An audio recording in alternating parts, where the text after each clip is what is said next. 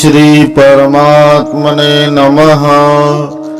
वक्रतुंड महाकाय सूर्यकोटि समप्रभ निर्विघ्नं कुरु मे देव सर्वकार्येषु सर्वदा। गुरुर्ब्रह्मा गुरुर्विष्णु गुरुर्देवो महेश्वरा गुरुर्साक्षात् परब्रह्म तस्मै श्री गुरुवे नमः। नारायण नमस्कृत्यं नरं चैव नरोत्तमं देवीं सरस्वतीं व्यासं ततो जयमुदीरयेत्। गीता शास्त्रमिदं पुण्यं यः पठेत् प्रयतः पुमान् विष्णोः पदमवाप्नोति भयशोकादिवर्जितः। ओम नमो भगवते वासुदेवाय। सभी श्रोताओं को ओम नमो नारायण। श्रीमद् भगवद गीता की ज्ञान चर्चा करते हुए अब तक हमने 15वें अध्याय तक चर्चा की है। अब हम 16वां अध्याय अर्थात 16वां अध्याय शुरू करने जा रहे हैं। पिछले 15वें अध्याय में उपसंहार में भगवान ने यह कहा कि जो ज्ञानी महात्मा जन मुझे पुरुषोत्तम के रूप में जानते हैं वे सर्वविद भजति माम अर्थात सब प्रकार से मेरा ही भजन करते हैं। अब इस अध्याय में भगवान ज्ञानी महात्मा जन पुरुषों के लक्षण जो भगवान को पुरुषोत्तम रूप में मानने वाले हैं तथा उनके लक्षण जो भगवान को नहीं मानने वाले ऐसे आसुरी प्रवृत्ति वाले मनुष्यों के लक्षण। इस 16वें अध्याय में भगवान ने ज्ञानी महात्मा जनों के शुभ गुणों को दैवी संपदा कहा है और अज्ञानी मनुष्य के दुर्गुणों को आसुरी संपदा कहा है। इसीलिए इस 16वें अध्याय का नाम है दैवासुर संपद विभाग योग। भगवान कहते हैं श्री भगवान उवाच अभयं सत्व संशुद्धिर ज्ञान योग व्यवस्थितिः दानं दमश्च यज्ञश्च स्वाध्यायस्तप आर्जवम्। श्री भगवान बोले भय का सर्वथा अभाव, अंतःकरण की पूर्ण निर्मलता, तत्व ज्ञान के लिए ध्यान योग में निरंतर दृढ़ स्थिति और सात्विक दान, इंद्रियों का दमन, भगवान देवता और गुरुजनों की पूजा तथा अग्निहोत्र आदि उत्तम कर्मों का आचरण एवं वेद शास्त्रों का पठन पाठन तथा भगवान के नाम और गुणों का कीर्तन, स्वधर्म पालन के लिए कष्ट सहन और शरीर तथा इंद्रियों के सहित अंतःकरण की सरलता। इस श्लोक में भगवान उन ज्ञानी महात्मा जनों के गुणों का वर्णन कर रहे हैं, उनके लक्षणों का वर्णन कर रहे हैं जो भगवान को पुरुषोत्तम के रूप में जानते हैं। यहाँ प्रथम गुण बताते हुए भगवान कहते हैं कि जो ज्ञानी महात्मा जन है वे सदैव भय से दूर रहते हैं। उनके भीतर किसी भी प्रकार का लेश मात्र भी भय उपस्थित नहीं रहता। ना तो उन्हें मान अपमान का भय होता है, ना ही निंदा का भय होता है, ना ही रोग व्याधि की पीड़ाओं से ग्रसित होने का कोई भय होता है, ना ही किन्हीं तामसिक शक्तियों का उन्हें भय होता है और ना ही मृत्यु का ही भय होता है। इसलिए उन ज्ञानी महात्माओं को अभय गुण से संपन्न माना गया है। अभय अर्थात जहां भय का लेश मात्र भी ना हो। दूसरा गुण बताते हुए भगवान कहते हैं सत्व संशुद्धि। यहाँ सत्व नाम से अंतःकरण को लक्षित किया गया है। अंतःकरण की अशुद्धि क्या है?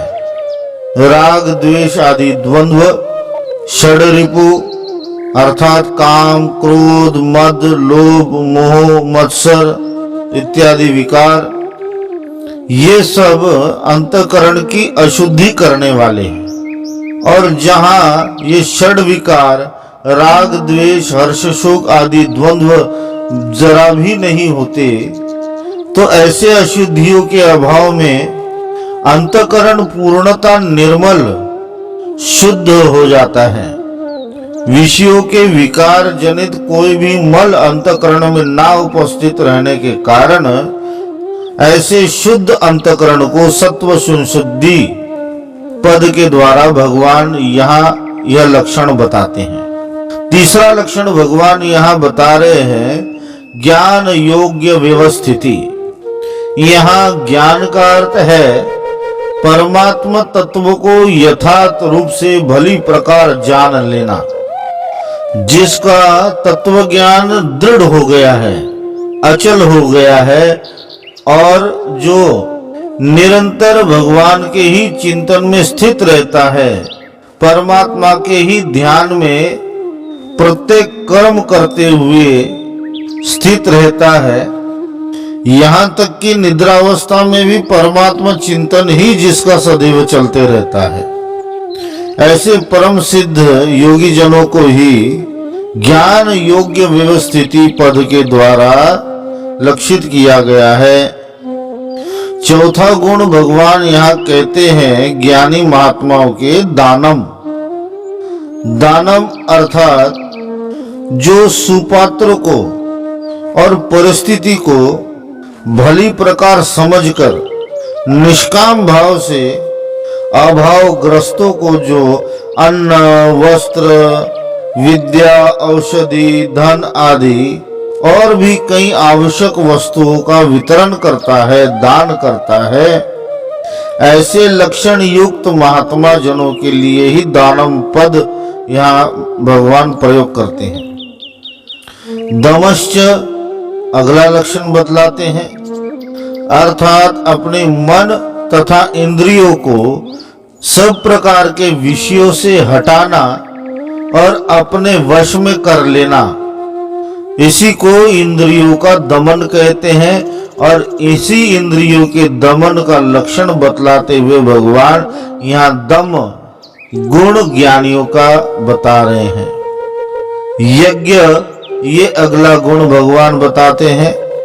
यज्ञ अर्थात गृहस्थियों के लिए बताए गए बलि वैश्व यज्ञों का पूर्ण रूप से पालन करना, वर्णाश्रम उचित धर्म के अनुसार देवताओं का पूजन यजन हवन आदि करना तथा ब्राह्मण माता पिता अतिथि की सेवा करना, उनकी पूजा करना, इसे ही यज्ञ ऐसा कहा गया है।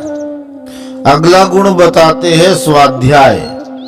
स्वाध्याय अर्थात परमात्मा के गुणों का परिचय कराने वाले शास्त्र अथवा ग्रंथों का पठन पाठन करना, वेदों का अध्ययन करना, भगवान के गुण प्रभाव तथा तत्व स्वरूप और उनकी दिव्य लीलाओं का वर्णन करने वाले ग्रंथों का पठन करना तथा भगवान के नाम और गुणों का कीर्तन करना, इसे स्वाध्याय कहते हैं। तप को अगला गुण बताते हैं, अर्थात भगवान की सेवा करते हुए तथा अपने स्वधर्म का पालन करते हुए कष्ट सहन करना, उपवास आदि रखना तथा इंद्रियों को संयमित करने के लिए तपाना, उसे ही यहाँ तप कहा गया है। अगला गुण बताते भगवान आर्जव। आर्जव अर्थात जिसमें टेढ़ापन ना हो, शरीर, इंद्रिय और अंतःकरण जिसका सरल है, ऐसे साधुकों का लक्षण बताते हुए भगवान आर्जव पद का प्रयोग करते हैं। आगे और भी गुणों का वर्णन करते हुए भगवान दूसरे श्लोक में कहते हैं, अहिंसा सत्यम क्रोधस्त्यागः शान्तिरपैशुनम् दया भूतेष्वलोलुप्त्वम् मार्दवम् हीरचापलम्। मन, वाणी और शरीर से किसी प्रकार भी किसी को कष्ट न देना, यथार्थ और प्रिय भाषण, अपना अपकार करने वाले पर भी क्रोध न करना, कर्मों में कर्तापन के अभिमान का त्याग, अंतःकरण की उपरति अर्थात चित्त की चंचलता का अभाव, किसी की भी निंदा आदि न करना, सब भूत प्राणियों में हेतु रहित दया, इंद्रियों का विषयों के साथ संयोग होने पर भी उनमें आसक्ति का न होना, कोमलता, लोक और शास्त्रों से विरुद्ध आचरण में लज्जा और व्यर्थ की चेष्टा का अभाव। ज्ञानियों के लक्षण बताते हुए भगवान और भी गुणों का वर्णन तथा लक्षणों का वर्णन करते हैं। भगवान कहते हैं कि जो मेरा परम भक्त और मुझे पुरुषोत्तम जानने वाला जो ज्ञानी है, उसमें किसी भी प्रकार की हिंसा का लेश मात्र भी नहीं होता। वह किसी भी प्राणी को अपने मोहवश, लोभवश या क्रोधपूर्वक थोड़ी मात्रा में या अधिक मात्रा में कभी कोई कष्ट नहीं देता और ना ही किसी और से किसी को कष्ट दिलवाता है। शरीर से तो वह कभी किसी को कष्ट देता ही नहीं और ना ही कभी किसी को कष्ट देने का प्रयत्न भी करता है, परंतु मन से भी वह किसी का बुरा नहीं चाहता। अहिंसा केवल शरीर के द्वारा नहीं, मन के द्वारा भी होनी चाहिए। ना ही कठोर वचन कहकर, अपशब्द कहकर किसी के हृदय को वो दुखाता है। इस प्रकार का अहिंसा का गुण के लक्षण का वर्णन भगवान यहाँ करते हैं। अगला गुण भगवान बताते हैं सत्य। यहाँ सत्य उसे कहा गया है जो अपने मन तथा बुद्धि और इंद्रियों के द्वारा जैसा हमने देखा, जैसा हमने सुना और जैसा हमने उसे समझा अथवा अनुभव किया, समस्त छल कपट त्याग कर, किसी भी बात को छुपाना त्याग कर, वैसा ही किसी दूसरे को समझाने का प्रयास करना, उसे ही यहाँ सत्य कहा गया है। अर्थात भली प्रकार जांचा, चिंतन और मनन के द्वारा परखी गई बात जो हमारे लिए सत्य प्रतीत होती है, यहाँ उस सत्य का वर्णन किया गया है। अक्रोधः पद के द्वारा यही आशय है, यही लक्षण बताया गया है कि अपने प्रति कोई कितना भी बुरा करे, कोई कितना भी अपकार करे, कोई कितने भी कटु वचन कहे या हमारे कार्यों में बारंबार बाधा पहुंचाने का प्रयत्न करे, उसके ऊपर कोई प्रतिक्रिया ना देते हुए अपने चित्त को शांत रखना, क्रोध का लेश मात्र भी हृदय में प्रकट ना होना, उसे ही यहाँ अक्रोधः पद के द्वारा भगवान ने कहा है। यह क्रोध बड़ा ही कठोर है तथा अहम भाव से उत्पन्न होता है। एक बड़ा ही सरल पूर्वकालीन की घटना है। इस घटना की सत्यता की पुष्टि मैं नहीं करता, परंतु इस घटना का तात्पर्य बड़ा ही सुंदर है। जगत गुरु शंकराचार्य जी काशी के घाट पे स्नान करके आ रहे थे, तभी आगे से एक चंडाल आया और शंकराचार्य जी को स्पर्श कर लिया। तब शंकराचार्य जी पुनः स्नान करने के लिए गए। इस प्रकार निरंतर उन्हें कई बार स्नान करना पड़ा, परंतु बारंबार उस चांडाल का स्पर्श होने के कारण शंकराचार्य जी को क्रोध हो आया।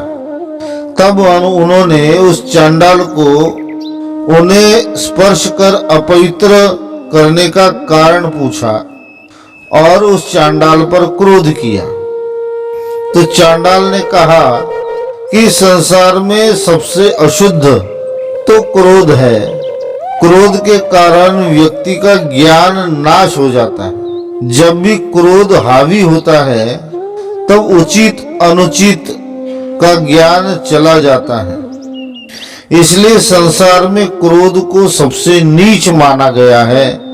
तो चांडाल ने कहा कि ऐसे क्रोध का स्पर्श आपसे हो गया तो आपकी शुद्धता कहाँ रही। यह क्रोध चंडाल की भांति है। जब इस क्रोध को आपने अपने भीतर स्थान दे दिया तो मेरे स्पर्श करने से आप अशुद्ध कैसे हुए? उल्टा आपके मुझे स्पर्श करने से मैं अशुद्ध हो गया हूं। तब शंकराचार्य जी को ज्ञात हुआ कि यह सामने जो चंडाल है यह कोई साधारण नहीं है, यह साक्षात देवों के देव महादेव हैं। तब भगवान महादेव की स्तुति की तथा उनसे क्षमा याचना मांगी। उसके पश्चात शंकराचार्य जी को भगवान भोलेनाथ के साक्षात दर्शन हुए। यह क्रोध व्यक्ति के मन, अंतकरण, ज्ञान सब कुछ जलाने वाला है। भगवान कहते हैं कि मेरा परम प्रेमी भक्त और ज्ञानी, उसमें क्रोध का कोई लक्षण नहीं होता, इसलिए अक्रोध यहाँ कहा गया है। अगला गुण बताते हैं त्याग। संसार में सबसे बड़ा त्याग क्या है? कोई विषयों के त्याग को बड़ा मानता है, कोई अन्न के त्याग को महान मानता है, परंतु संसार में सबसे बड़ा त्याग है कर्तापन के अभिमान का त्याग। क्योंकि सभी प्रकार के त्याग में अहम भाव तभी आता है जब कर्तापन का अभिमान भीतर उपस्थित हो। आशय यही है, कर्तव्य कर्म करते हुए उनमें ममता, आसक्ति, फल और स्वार्थ का सर्वथा त्याग करना ही त्याग है। अगला गुण भगवान कहते शांति, अर्थात जो मन से अशांत संसार का कभी चिंतन नहीं करता और परमात्मा के ध्यान के कारण जिसका मन निर्मल और शांत हो गया है, उसी के लिए यहाँ शांति पद का प्रयोग हुआ है। अगला गुण बताते हैं अपेशुन। अपेशुन अर्थात जो कभी किसी की निंदा नहीं करता, जो ना ही कभी किसी की चुगली करता है, किसी दूसरे के दोष को जो नहीं देखता और जो लोगों के सामने भी किसी के गुण और दोषों को नहीं देखता, उसे ही यहाँ अपेशुन कहा गया है। सब प्राणियों पर दया करना अर्थात सभी प्राणियों को सुखी बनाने का प्रयत्न निरंतर करते रहना। अगला गुण भगवान कहते अलोलुपत्व, अर्थात विषय भोगों की भोगने की जो इच्छाएं हैं, मन का जो ललचाना है, उसे लोलुपता कहते हैं। यहाँ ज्ञानी पुरुषों के लक्षण बताते हुए भगवान यहाँ वर्णन करते हैं कि जिनका मन तथा इंद्रियां किसी भी प्रकार के विषय भोगों के संयोग होने पर भी आसक्त नहीं होता और ना ही उस सुख को भोगने की उनके मन में कोई इच्छा प्रकट होती है, उसी को अलोलुपत्व कहते हैं। अगला गुण बताते भगवान कहते मार्दव, मार्द व अर्थात अंतकरण, वाणी और व्यवहार का अत्यंत कोमल हो जाना। अंतकरण की कठोरता, वाणी की कठोरता और व्यवहार की कठोरता जिसकी चली गई है, जिसके गुण और स्वभाव में कोमलता सदैव झलकती है, ऐसे साधकों के लिए भगवान यहाँ मार्दव पद का प्रयोग करते हैं। यहाँ री के द्वारा लज्जा का गुण वर्णन करते हैं। लज्जा अर्थात लाज आना, परंतु लज्जा किससे? वेद शास्त्र आदि में जो नियम बताए गए हैं, उन नियमों के विपरीत आचरण करने में संकोच होना, उसे ही यहाँ लज्जा पद के द्वारा भगवान ने लक्षण बताया है। अगला गुण भगवान कहते अचापल। अचापल अर्थात केवल और केवल मन के रंजन के लिए व्यर्थ की चेष्टाओं में अपना समय व्यतीत करता है, जिसे पूर्वों में प्रमाद का नाम भी कहा गया है।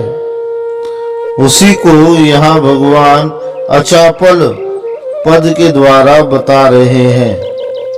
तीसरे श्लोक में भगवान कहते हैं तेजः क्षमा धृतिः शौचम द्रोहो नातिमानिता भवन्ति संपदं देवीं विजातस्य भारत। तेज, क्षमा, धैर्य, बाहर की शुद्धि एवं किसी में भी शत्रुता का भाव न होना और अपने पूज्यता के अभिमान के अभाव, ये सब तो अर्जुन दैवी संपदा को लेकर उत्पन्न हुए पुरुष के लक्षण हैं। ज्ञानी महात्मा जनों के आगे कभी कोई नीच प्रकृति वाला मनुष्य टिक ही नहीं सकता, सामने खड़ा भी नहीं हो सकता। न ही नीच प्रवृत्ति वाला दुर्व्यवहारी व्यक्ति ज्ञानी महात्मा से दृष्टि मिला सकता है। यह सब क्यों होता है? भगवान का भजन और भक्ति के प्रभाव से ज्ञानी महात्माओं के भीतर तेज प्रकट होने लगता है, और जहाँ प्रकाश हो वहाँ अंधकार तो टिक ही नहीं सकता। उसी परमात्मा के तेज को यहाँ तेज रूप में वर्णित किया गया है।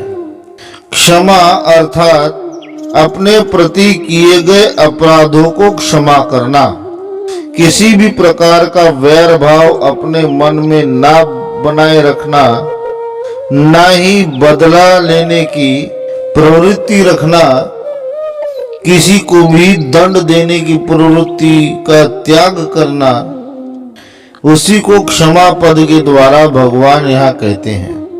अगला गुण बताते हुए भगवान कहते धृति। धृति अर्थात जीवन में कितना भी दुख उपस्थित क्यों न हो, उन दुखों से ज्ञानी महात्मा जन कभी भी विचलित नहीं होते, जो सदैव धीरज धारण करके रहते हैं, जिनका मन तथा अंतकरण किसी भी प्रकार के विषय वासना, विषमताएं अथवा काम, क्रोध, भय, लोभ आदि से तनिक भी विचलित न होना, उसे ही धृति गुण कहा गया है। शौच अगला गुण बताया गया है। शौच अर्थात शुद्धता, पवित्रता। फिर चाहे वह शरीर की पवित्रता हो, जिसे स्नान आदि करके किया जाता है, धन की पवित्रता हो जो दान आदि करने से होती है, भक्ष्य अभक्ष्य का विचार करना, शुद्ध भोजन करना, बाह्य शौच अर्थात बाहर की पवित्रता तथा भीतर की पवित्रता का ध्यान रखना और सदैव शुद्ध रखना, उसे ही शौच कहा जाता है। अगला गुण भगवान कहते हैं अद्रोह। अद्रोह अर्थात किसी के भी प्रति जरा सा भी शत्रु भाव ना रखना। अगला गुण बताते भगवान कहते अतिमानिता।